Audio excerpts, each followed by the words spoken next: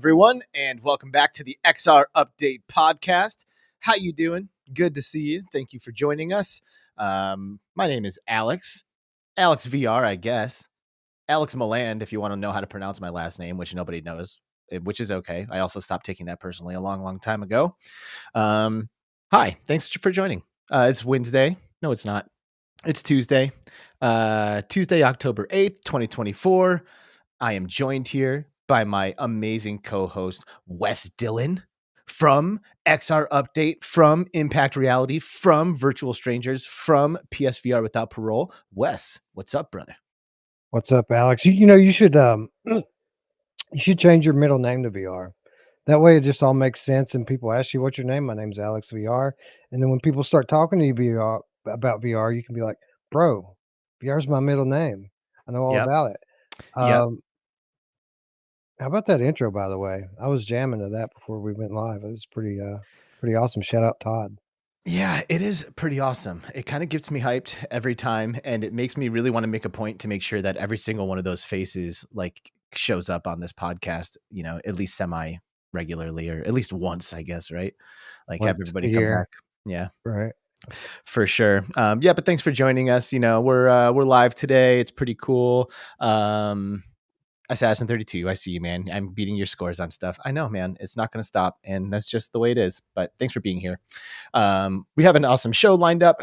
Today, we are going to be talking to Jan from the Oktoberfest, the official game team, which is a game that we have had the pleasure of supporting through Impact Reality, and we have had a blast working with this team and getting into this game. Like, I love having a reason to get into Oktoberfest all the time.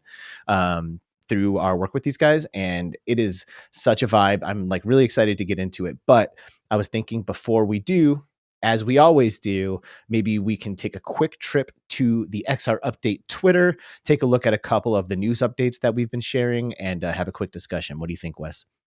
I think that is a great idea, Alex. Excuse me. It is a great idea. It is a great idea. You are excused, and let's get into it.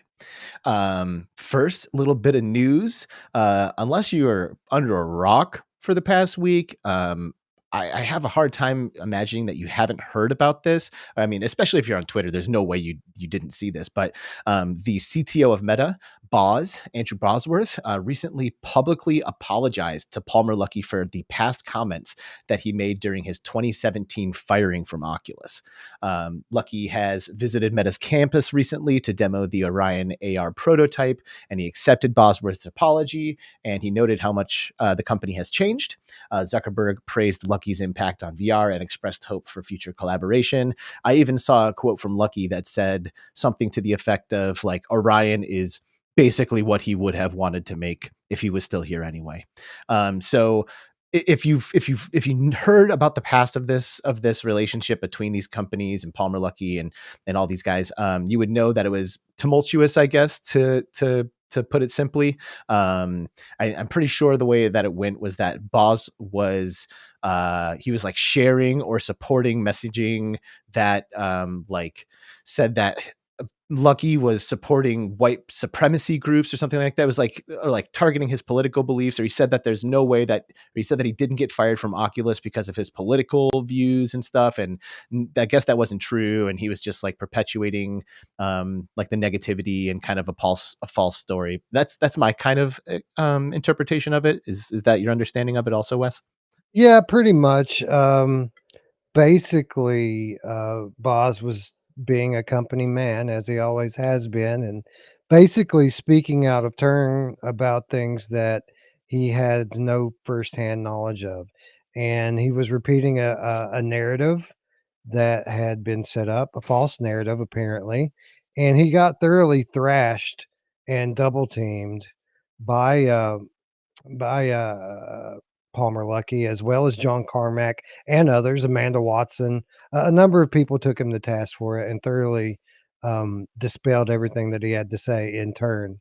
So obviously, he did the sensible thing and admitted that he was wrong, which is a very difficult thing to do. It's always easy to criticize someone on the internet from afar, but it's very difficult for a man in his position to come out and admit that you were wrong. So This is cool, man. They're all singing Kumbaya now, and it's kinda like, when your parents got a divorce, like, years and years ago, and then mom finally admits that it was her fault, and then now we're sitting here thinking, "Are they gonna get back together?" I know dad already has another wife, but, you know, This is the right, most hilarious analogy ever. I absolutely love that. Yeah, dude, I feel you. And like to be honest, like it can be hard. And I don't know, this is a bit of a moments with Alex, if you will. But it can be hard for anybody to admit that they were wrong about something. Like I feel right, like one of the biggest issues that we have with relationships in this world is like this problem of people identifying with how they think. Like if you have a thought or you take a stance on something and you identify with that, then you are like meshing who you are with how you feel about something. And then when someone challenges that, they're not challenging how you feel or what your thoughts are, they're challenging you, like you specifically. So when you right. see people like this, like take them on the like take one on the chin, admit that they were wrong, like bury stuff, move forward. Like it is honestly like amazing. Like I don't know about you, but my perspective of Boz kind of bumped up a little bit when you see something like this. So good step in the right Absolutely. direction. And honestly, my views, not specifically about Boz, but about, the meta leadership over the course of the last year to 2 years has been changing.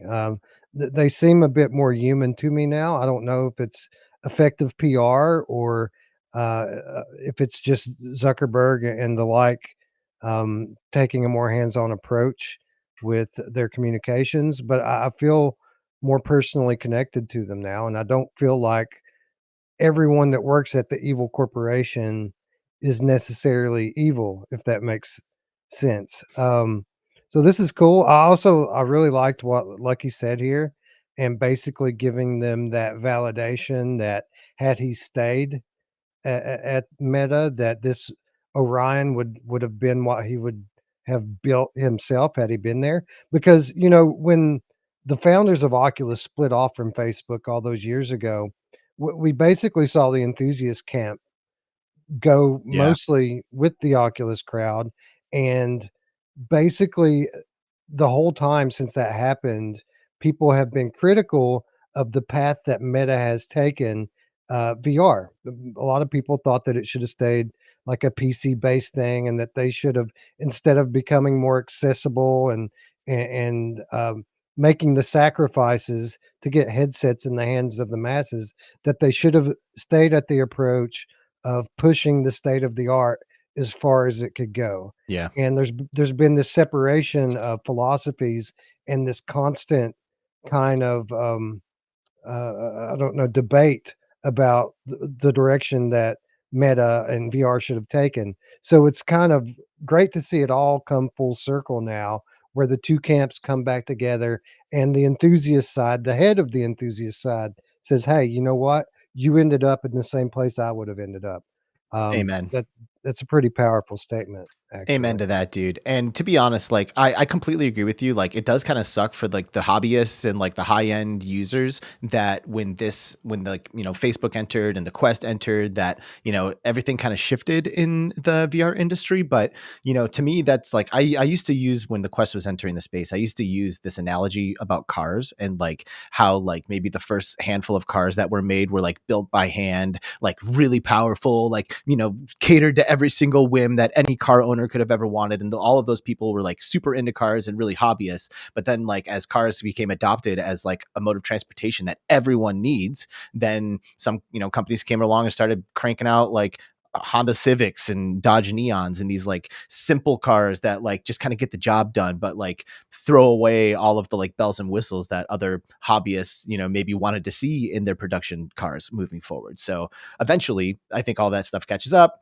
Car enthusiasts are able to get into badass cars once everybody in the world is on the road. You know what I mean? So I kind of feel like that's, the analogy that I like to use about this. It's like we're getting everybody into Honda Civics and Dodge Neons right now, and like making sure everyone can like move around and has transportation. And that was like Quest 1, Quest 2. Now we're getting into Quest 3. I can start to see, PC stuff starting to rear its head again. So hopefully the two worlds really will collide soon.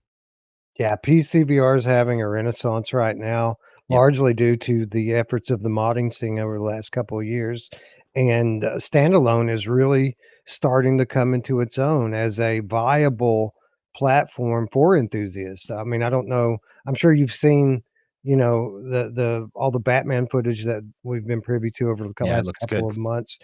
Metro Exodus or Metro, the new Metro game from Vertigo Games looks like it's on par with Half-Life Alex, and that thing's running on a Quest 3 as well. So, I'm looking Oh, forward to dude. seeing what this device is actually capable of now that the Quest 2 era is firmly in the rearview mirror. Well, maybe Valve is working on a standalone headset and Alex will be a flagship title on that. That would be pretty cool. I would also love to see a Half-Life Alex come to a Quest 3. I feel like they could probably put together a build that would work for that. I think And they could. I thought it was going to be a PlayStation VR 2 personally. I cannot believe that didn't happen. I would have put money on that.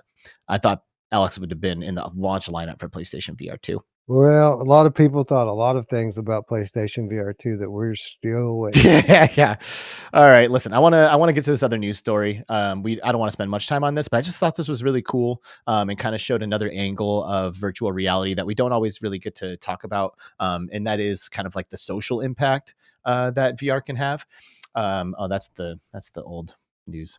Here's the new news. So virtual reality is now being offered as a platform for Alcoholics Anonymous meetings, and that provides a safe space for those in recovery who maybe or have a little easier time putting on a headset than getting in a vehicle and going to a location and sitting in a circle full of strangers and being anonymous while your face and name are being shared with all of these people. The virtual meetings will help break down the barriers and offer a unique support system for participants from around the world. And I think that this is extremely cool. I think this is exactly the kind of thing that virtual reality can be used to alleviate some of the discomfort or some of the like drawbacks of participating in something like this. Like maybe you can't get to an AA meeting because it's all the way across town and you have to work or something like that. Like this completely fixes that problem. You can still get in there and share with others. I absolutely love this. And shout out to Bobby Carlton, who wrote the article that is now up on XR Update. Yeah, it's an excellent article. Like Alex said, it just was posted on XR Update this morning. For those of you who are interested or might be able to, gain some help from this sort of platform. In that article is are there are links to various platforms that are hosting these meetings, as well as a schedule on there. And I know as someone who um, has a past of with some substance abuse in there, that something like this probably would have helped me quite a good deal in my younger days, as I basically had to slay my own demons all by myself because I would never ever step into a room with people with real eyeballs on me and talk about some of the terrible things I did when I was younger. I would have Yeah. never done that. But when you go into the headset, it's like wearing a mask almost, where it truly is anonymous and no one in the other room really knows who you are in real life. They can't see you. They're only looking at an avatar. And I can only imagine that that would help to open up and share some of your real life experiences and then hear from others that may be in a similar situation to you. So I agree. I think this is super cool and just one of a million things that virtual reality is now making possible for the first time. Absolutely, dude. And you mentioned like going into virtual reality and like it's almost like putting on a mask, and like anonymizing yourself that way. But the interesting thing is like avatars aren't masks. Like avatars are actually still you. Like it's Yeah, you in avatar form. So it's actually like closer to being you than a mask because a mask is like, oh, now I'm Batman or now I'm, a skeleton or whatever. So I think that's interesting because it's almost like a mask, but it's more you than a mask. And I think that in that some probably ways. helps for something like this. Yeah, in some ways that is true. It's how you see yourself, right? Um, Although funny that you mentioned that. My avatar just happens to be Batman. Not really. That's a joke. Yeah, I That's a was like, joke. I've seen it, Um, and it ain't no Bruce Wayne, brother. Although I you think do my have avatar is awesome, bro. Ooh, wow. I like that. All right, cool. Well, again, these little blurbs that we went through here can be found on the XR Update Twitter, as well as this podcast. It's live streaming on the XR Update Twitter right now. So if you are not following us there, please do so. And be sure to check out the full article about the Alcoholics Anonymous virtual reality meetings on xrupdate.com. All right. I think it's time that we move in to the interview portion of the podcast and talk a little bit about one of our favorite social apps, Oktoberfest, the official game. What do you think, Wes? I think so. It's an awesome game, and you guys pay attention. It's Yeah. really All cool. right. So I think before we do the interview, it will probably make sense to take a quick look at this.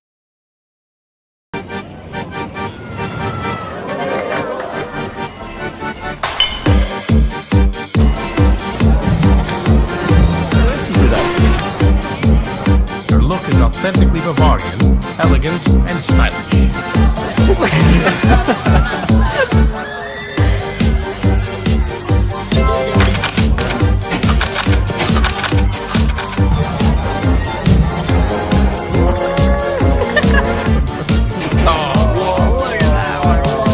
Now I see why this is level 3.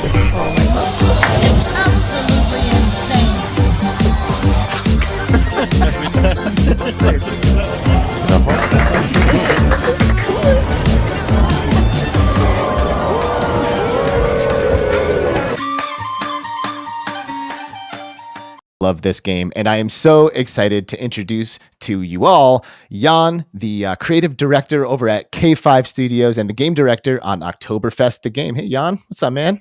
Hi, nice to see you.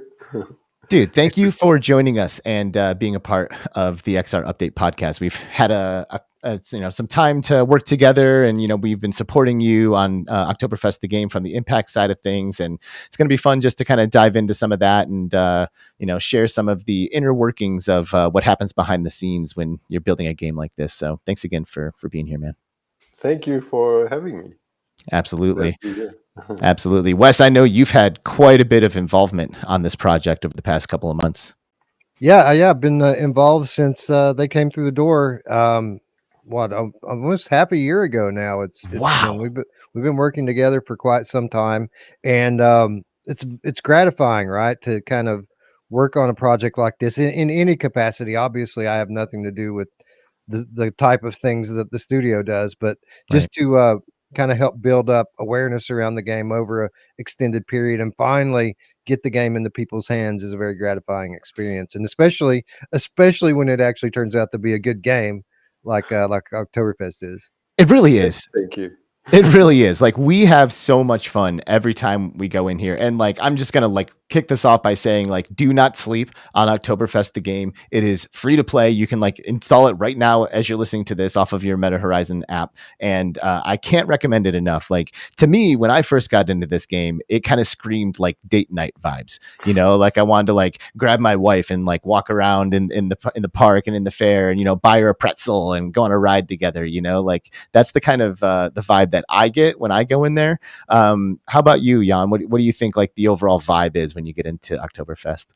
I mean, you pretty much nailed it. I think it's a social VR experience, and it's about being there together with other people. Yeah.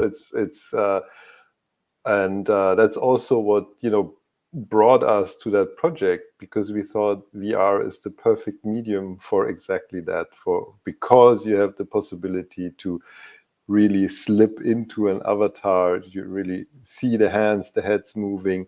This makes it so real, so present to see other people around you, and that's why we decided to do a social VR experience. And what's in the center there? It's the players interacting with each other, and of course, as the title says, Oktoberfest, it is a very known fairground in Germany. It's a festival. It's of course a beer fest. Most of the people know it as a beer fest, but it has that huge fairground around it.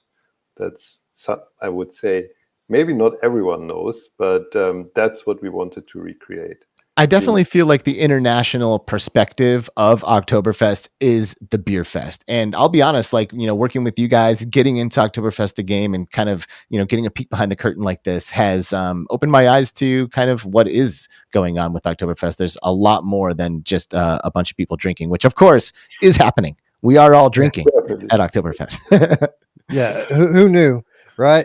One of my favorite things about the game, and I've said this many times, is how they really nail that carnival atmosphere. Like the events, the attractions, and the rides are all cool, but just being in there with other people, Yeah. and the way that the whole fairground feels populated is one of my favorite things because I'm a family man. I'm married. I have children. We often go to the amusement park here, which is a place called Kings Island. And for anybody who's been going to Kings Island for a long time knows that for the longest time they had a section of the park that was called, the Bavarian Oktoberfest. And Okay, um, cool. oddly enough, Note most of that was basically the part of the park where you could go drink beer. But it was decorated up all nice. But that went away a few years ago, unfortunately. But I'm glad to be able to revisit it in a way with my family now through the Oktoberfest app. Yeah, It so is good. it's still ongoing, the real Oktoberfest, in Munich.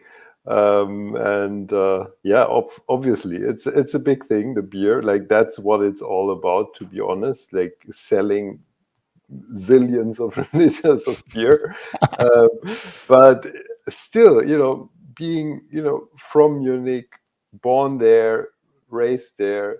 My first memories of it are the fairground, or is the fairground, and remembering how my dad took me there to go into the flea circus, which many don't know. Like it really exists. There is a flea. The actual fleas Yes. on the stuff.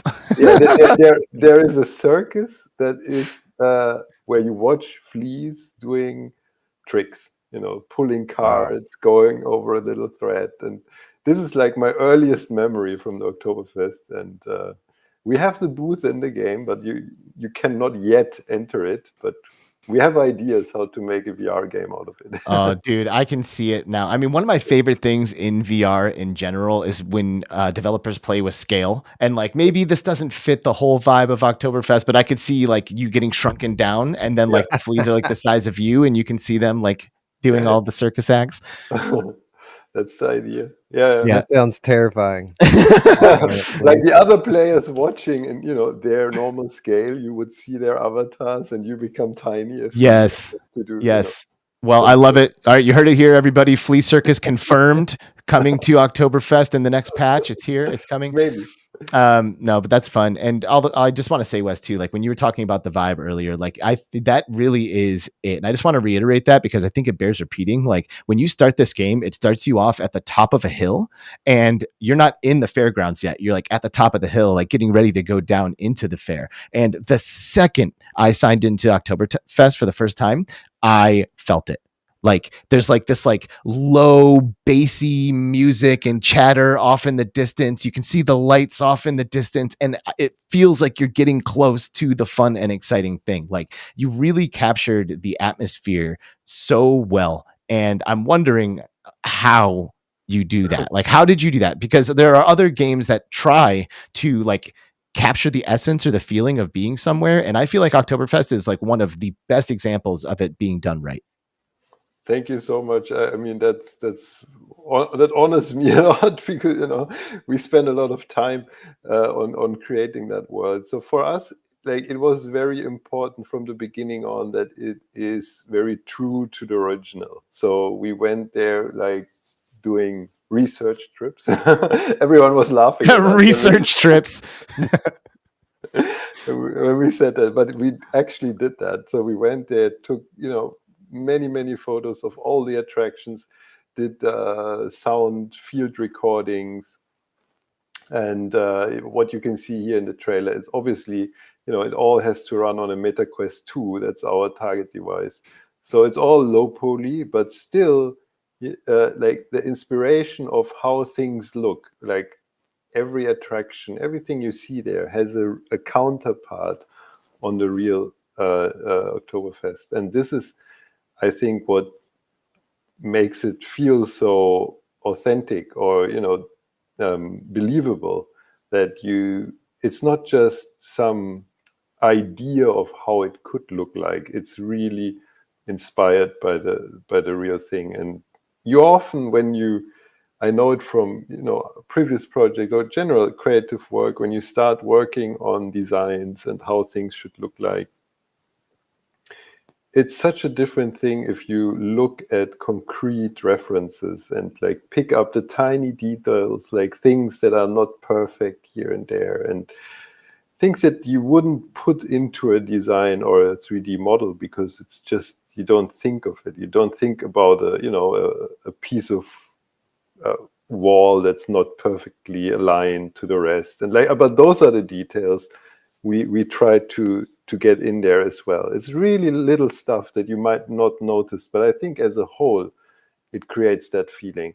And it's also not just the visual. I think what is very important in VR is the audio as well. I almost feel like that's where the magic is for me. Yes, in this absolutely. one. And we spend a lot of time to get that right. Like we call it the sound identity. So every of our attractions and booth has its own identity.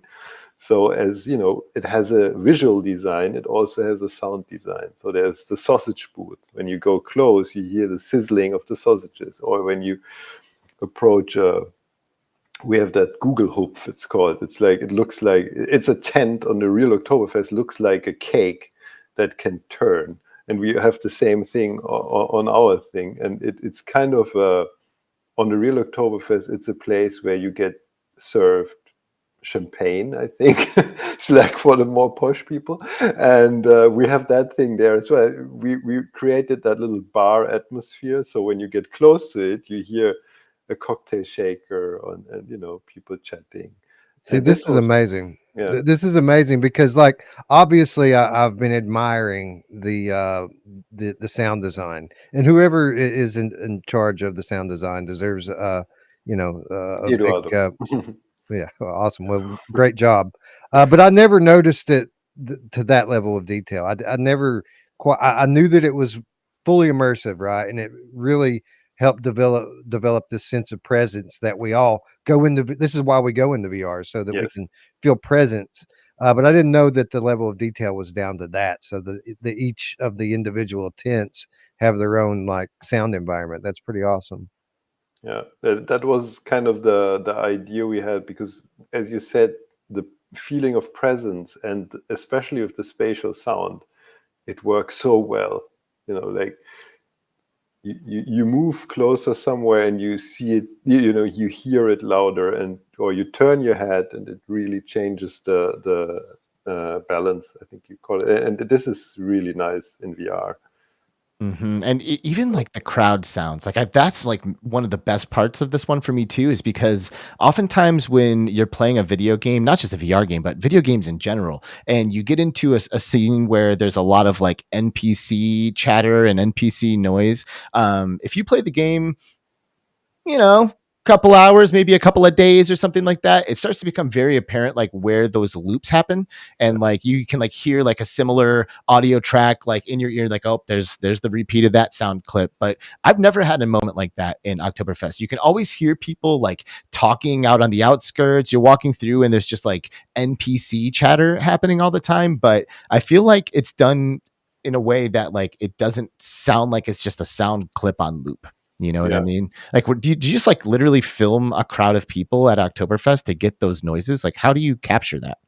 So we went around with a microphone and just picked up all the sounds that we could pick up, and obviously also created our own sounds or got them from libraries and just compared them with the reference recordings we did. And Eduardo, who did our sound design, he was really like this, like from the beginning on, he said, that's the one thing I want to make sure that it doesn't sound like a loop that's playing. Yep.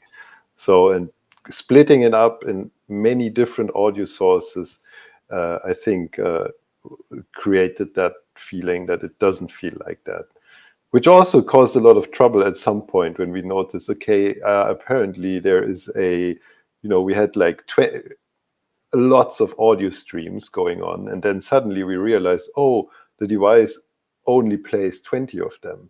And then it just randomly cuts away others. It doesn't matter if you're close to it or not. So suddenly we couldn't hear a music, although standing in front of the attraction that should play the music was just not playing. Anyway, so there were some challenges, but the sound design, I think, is very important, especially in that kind of place. And then you also have to balance it to not be too loud, that you can still talk to each other, voice chat.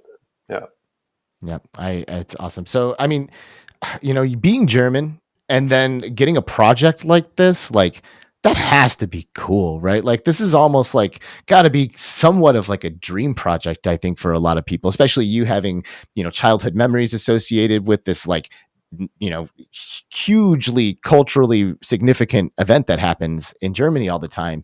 And then to have it be done in official collaboration, it's like not just a fan project, like this is Oktoberfest in VR. Like, how does that happen? Like, how does somebody just approach you and say, hey, we noticed you make games, we have an idea? Or do you have the dream of bringing it to fruition and then you approach the festival? Like, how does one go about landing a gig like this?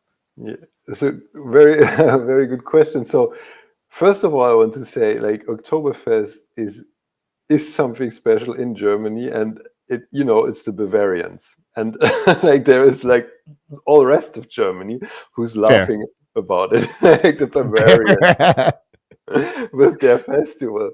No, but of course, like it's a big thing, and for us, it's just like, how did we approach it? So we had that idea to do it, mainly, thinking about the fun fair.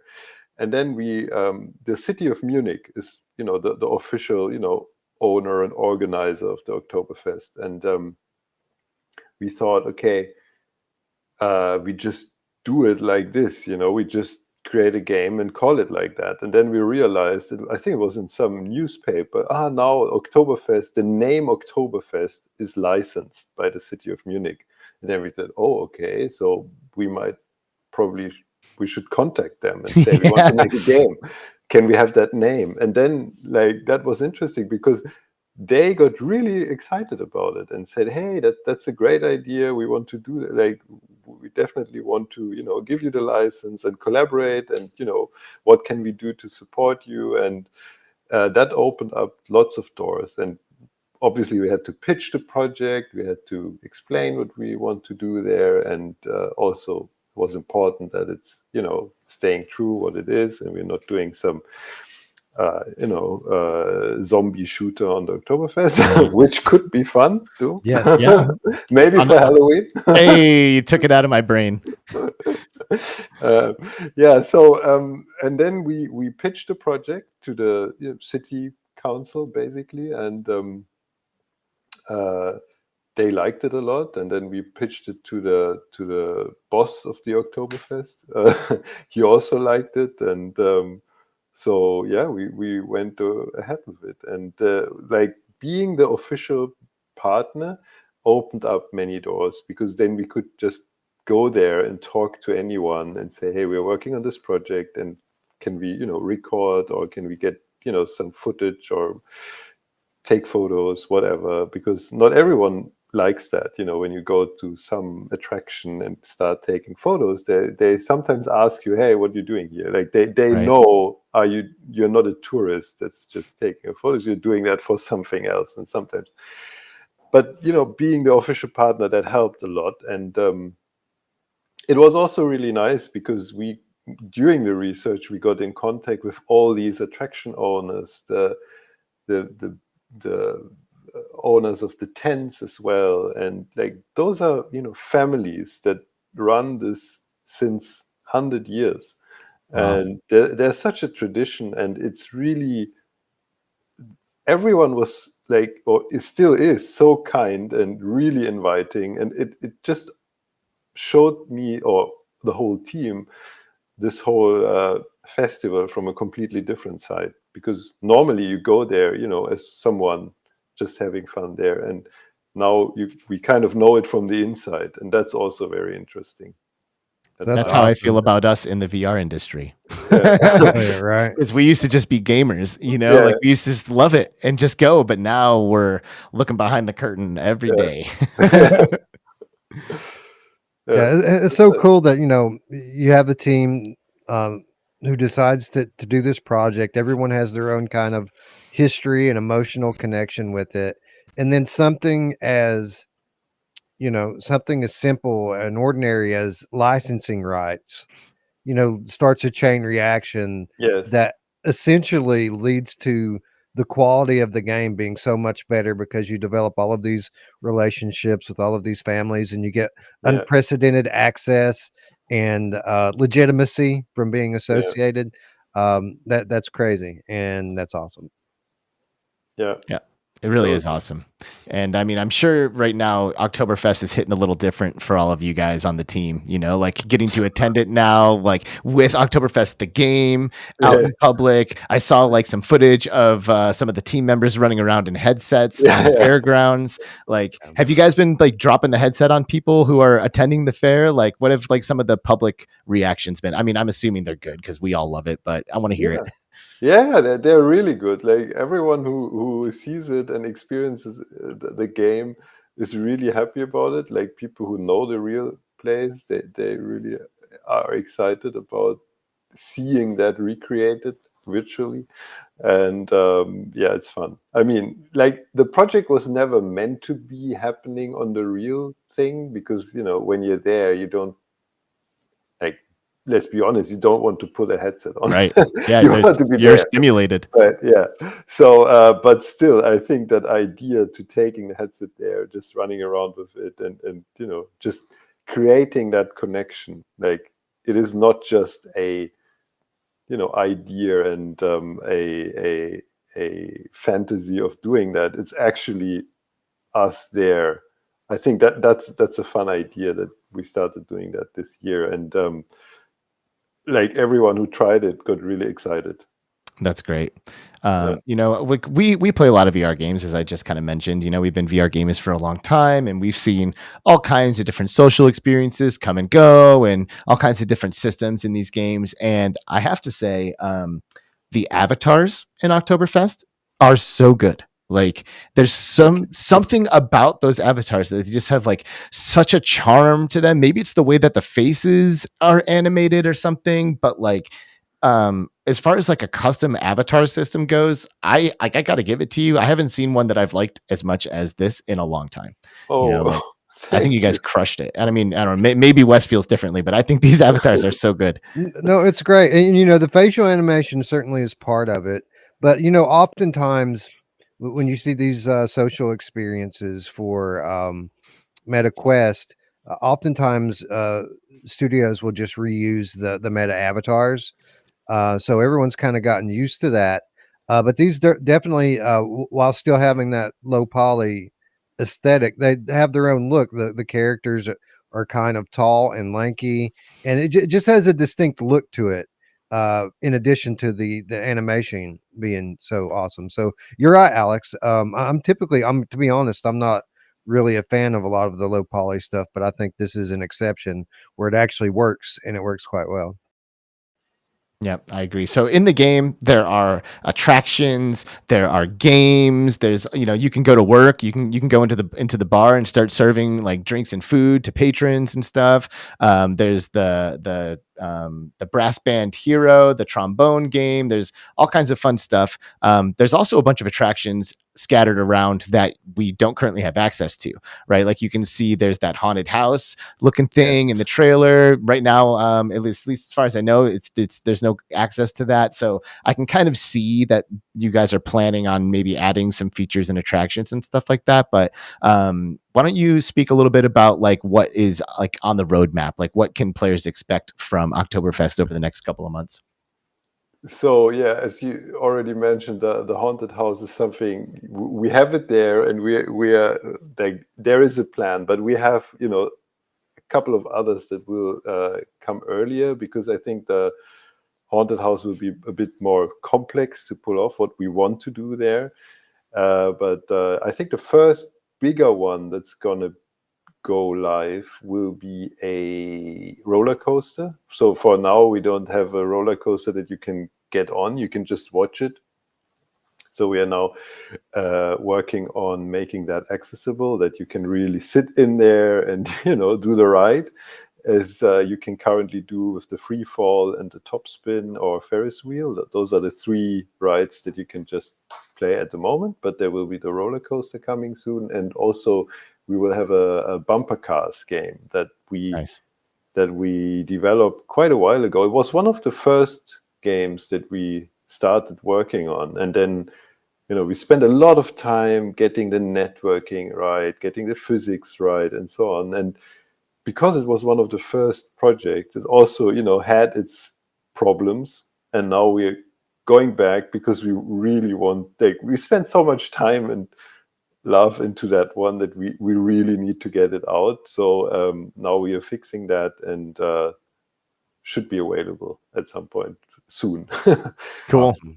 Yeah. And I mean, are we going to keep our foot on the gas? I mean, I hope so. Because I can just see so much stuff coming, like these rides, then these food items, then this game. I feel like this is something that could just kind of be built upon perpetually. Yeah. That's definitely the thing about the project, that when you start thinking about the attractions and so on, the ideas, they just they bubble up. They're nonstop. Yeah, nonstop, and it's really just a challenge about finding the right balance, or the right roadmap in effect. Which one should we do first, and which one should we put the focus on now, and what should we postpone, and so on. And yeah, cool. Many players are asking for the haunted house, and I really feel the pressure. Right. It will be, yeah. I mean, it just looks so cool. You go in there and you see it. You're standing out front of it, and you're like, can I go in there? So yeah. Well, that's always been my favorite, ever since I was a child. Where there was 2 things that I loved when I was tiny. One was bumper cars. Yeah. And the other was the dark ride, the haunted house. I always loved the going into the dark spaces and having the neon lights. And ironically, this is some of the things that I love about a lot of VR games too, is going in and having that bloom effect and particle effects and stuff, smoke going on everywhere. It really helps to make the 3D effect pop. Yeah. I've been, that was the first thing I went to. The first time I went in the game, I noticed it immediately. I ran over to it and was just crushed that I couldn't go in it. I'm looking forward to that one for sure. Yeah. So like I mentioned earlier, Oktoberfest, now what's the full title of this game? Oktoberfest, the game? Oktoberfest, the official game? That's it. Oktoberfest, the official game. Nice. Yeah. Right now it's free to play. Like I mentioned earlier, you can go onto the Meta Store, download it, and jump in there, and you have access to basically all of the features and function of Oktoberfest, the official game. I'm wondering, is there a monetization plan in the future? Are you going to charge one day? Are you going to add purchasable items or something like that? How are you guys going to approach that? Yeah, so this is definitely something important, because at some point we have to cover our server costs and so on. So at the moment we are mostly planning on cosmetics. So for the avatars, people can buy outfits, hats, the whole thing. I think mostly works well in social VR. We might also add some other things, for the trombone game, that maybe you can buy additional tracks and so on. But we have to see what works best, and also what feels right in the context of the game. And of course we also in the very beginning thought about making it a premium app, but with a small price tag, but we eventually decided against it, because we thought we want to have players in there, and this is the most important thing. And making the entry threshold low was the idea from the beginning. And also, the real Oktoberfest, you don't pay anything to get there, so you can just walk on it, and it's basically for free to get there. And that's why it also was quite fitting from that perspective. That makes sense. That makes sense. I mean, there's a lot of suckers out there that take their girl to the fair, like I was saying, and then they get roped into buying, a dozen roses or a big old teddy bear or something like that to give to her. So, lean into people like me, maybe give me something that I can drop $1 on to like give as a gift to my date while I'm in there at Oktoberfest or something. Yeah. It should still, it shouldn't feel like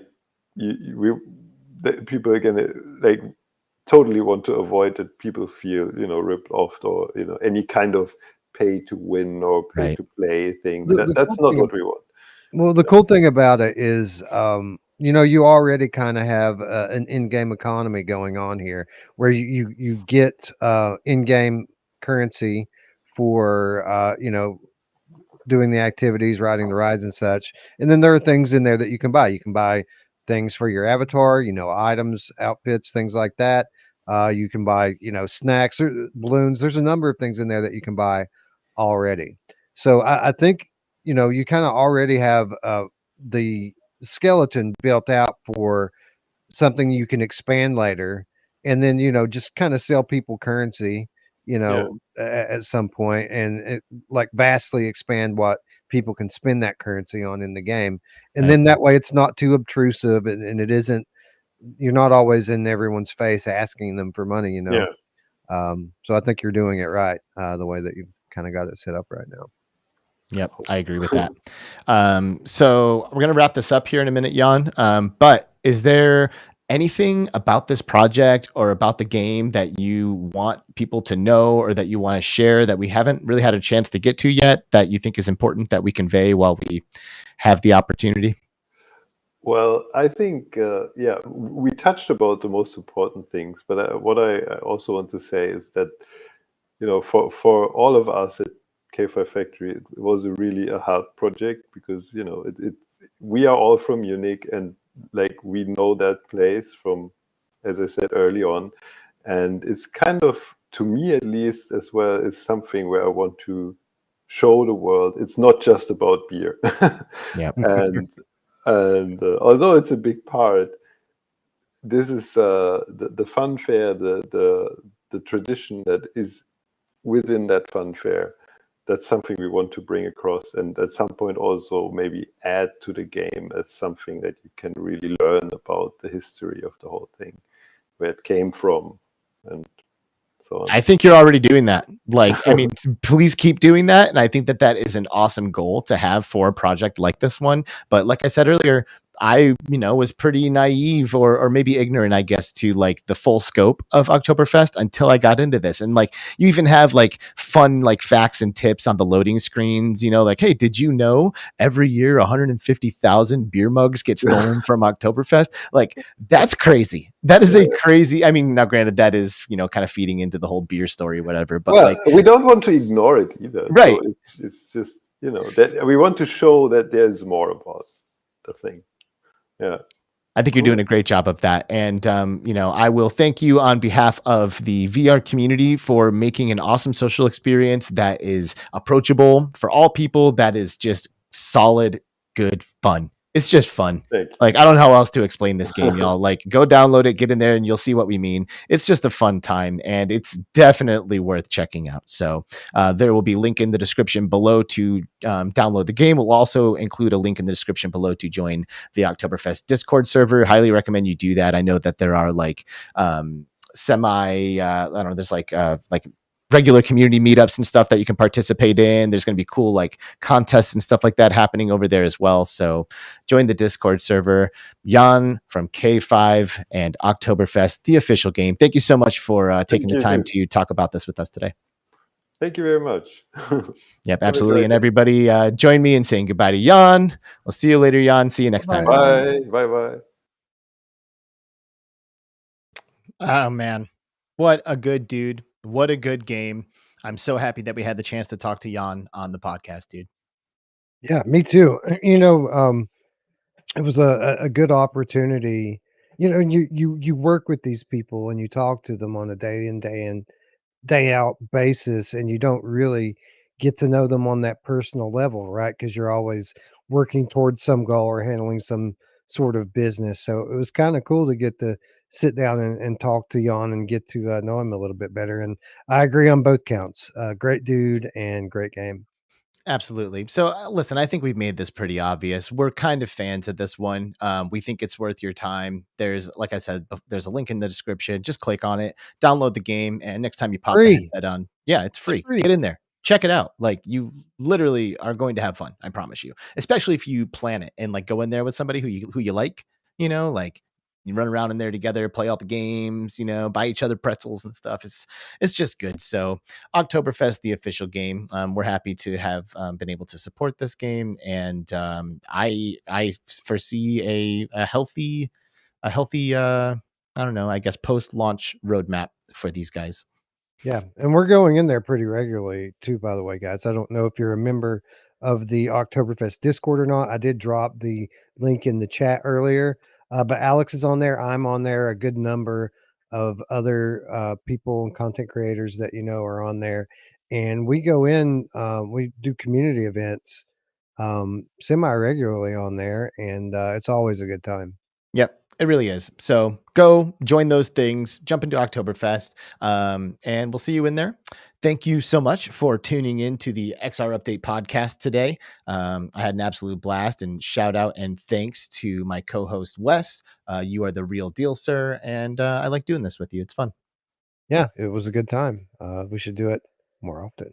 I think we should. I think we will. In fact, we'll be back in 2 weeks. Maybe you'll be with me. Maybe you won't. I don't know. But XR Update podcast will be back with some more news tidbits and some more insights from amazing VR developers. So thanks again for tuning in, everybody. Enjoy the rest of your Tuesday, and we'll see you in a couple weeks. Like and subscribe. Go to xrupdate.com. Join our communities. You know what to do. Wes, anything else? No, man, I think you've got it covered. Everyone enjoy your Tuesdays, and we will see you very soon. Until next time, everyone. Peace out.